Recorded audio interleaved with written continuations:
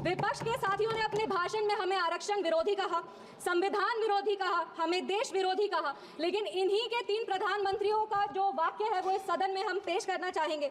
सबसे पहले जवाहरलाल नेहरू जी ने 1961 में लिखा था, I do not like reservation in any form, especially reservation in jobs.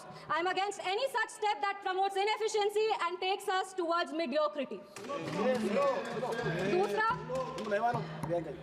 दूसरा इंदिरा गांधी जी ने, नीरज चौधरी जी की एक किताब थी हाउ प्राइम मिनिस्टर डिसाइड्स, उसमें उन्होंने कहा था अपने तब के लॉ मिनिस्टर शिव शंकर जी को कि एक ऐसा ATR तैयार कीजिए कि सांप भी मर जाए और लाठी भी न टूटे। ये मंडल कमीशन के रिपोर्ट पे उन्होंने कहा था।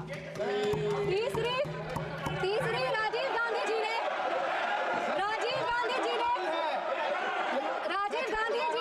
एक इंटरव्यू में आलोक मेहता को कहा था मार्च 1985 में, नो प्रमोशन ऑफ।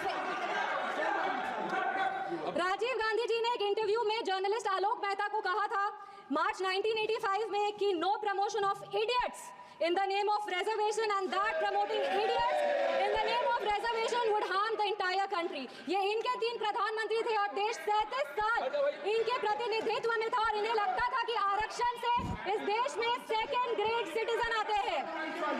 कांग्रेस को माफी मांगनी चाहिए इसको।